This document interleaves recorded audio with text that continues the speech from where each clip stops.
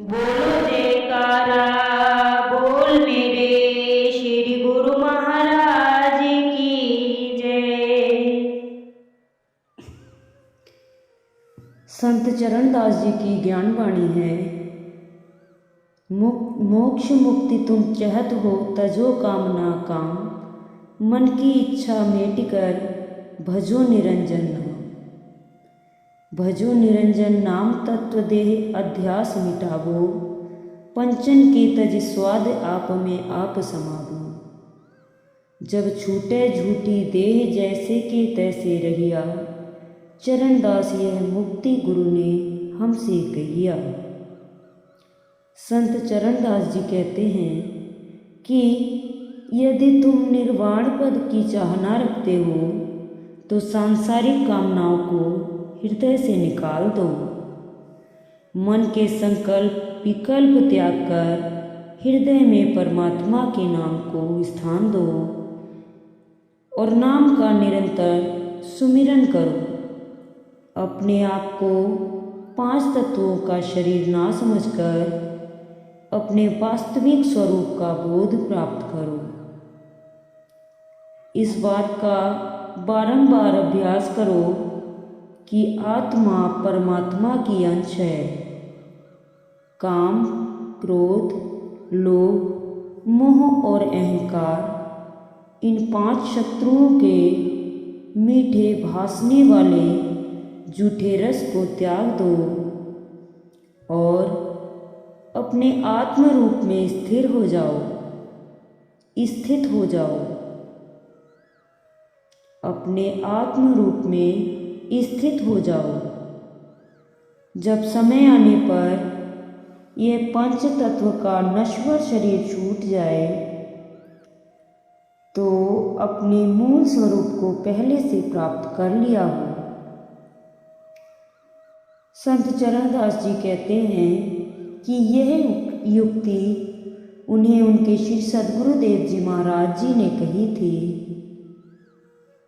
एक दिन श्री परमहंस दयाल जी ने श्री वचन फरमाए कि संत महापुरुष समय के अनुसार जो योग युक्ति साधक को बतलावे, साधक को उस पर पूरा विश्वास करके अभ्यास करना चाहिए।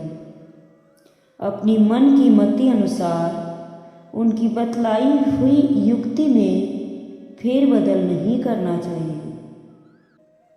वचन उपदेश का पूरा पूरा पालन करने पर ही जीव का काम पूरा बनता है।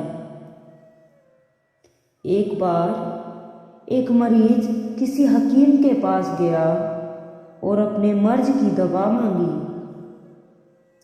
हकीम ने कुछ दिन की दवा देकर कहा कि इसे सुबह शाम शहद के साथ लेना है और खटाई मिर्च आदि से परहेज करना है। मरीज दवा लेकर घर आया। घर में शहद नहीं था। उसने शहद लाने की कोशिश ना की और सोचा कि गुड़ भी मीठा है और शहद भी मीठा होता है। गुड़ से ही दवा लेने लगा। कुछ समय तक दवा लेने पर देखा तो मर्ज ज्यों का त्यों था। उसे कुछ आराम न मिला। अगले दिन फिर हकीम के पास आया और बोला कि हकीम साहब, आपकी दवा से तो मुझे कुछ आराम नहीं मिला। हकीम ने पूछा, दवा किस तरह ली थी? उसने कहा, मैंने दवा गुड़ के साथ ली थी। हकीम ने उसे कहा कि भले मनुष्य हर दवा के साथ अनुपान और परहेज होता है। यदि उसके अनुसार दवा ली जाए तभी हकीम की दवा काम करती है।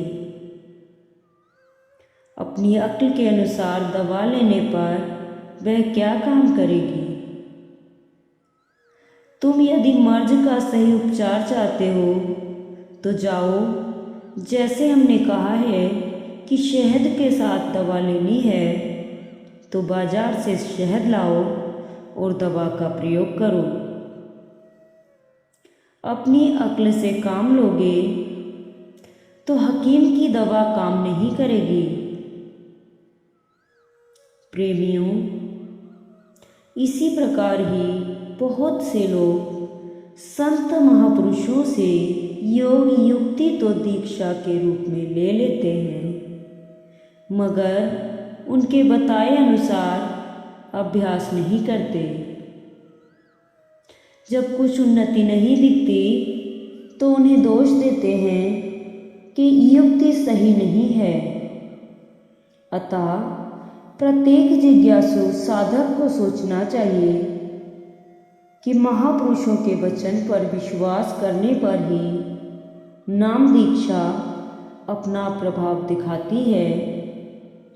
अपनी मनमति से की हुई साधना तो उसे कभी उन्नति की ओर नहीं ले जा सकती।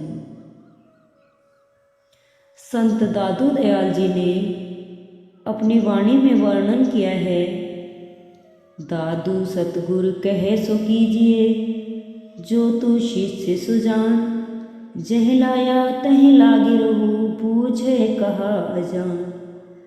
सोने से ती बैर क्या, मारे घन के घाई, दादू काटे कलंक सब, राखे कंठ लगाई। संत दादू दयाल जी वर्णन करते हैं कि शिष्य अगर अपने हृदय में ज्ञान का प्रकाश प्राप्त करना चाहता है तो जैसे श्री सद्गुरुदेव जी महाराज फरमाते हैं, शिष्य वही करे और जैसे कहते हैं वैसे ही करे। जैसे सुनार का सोने से कोई बैर नहीं होता, बल्कि सोने को निखार कर सुंदर गहने बनाने के लिए ही सुनार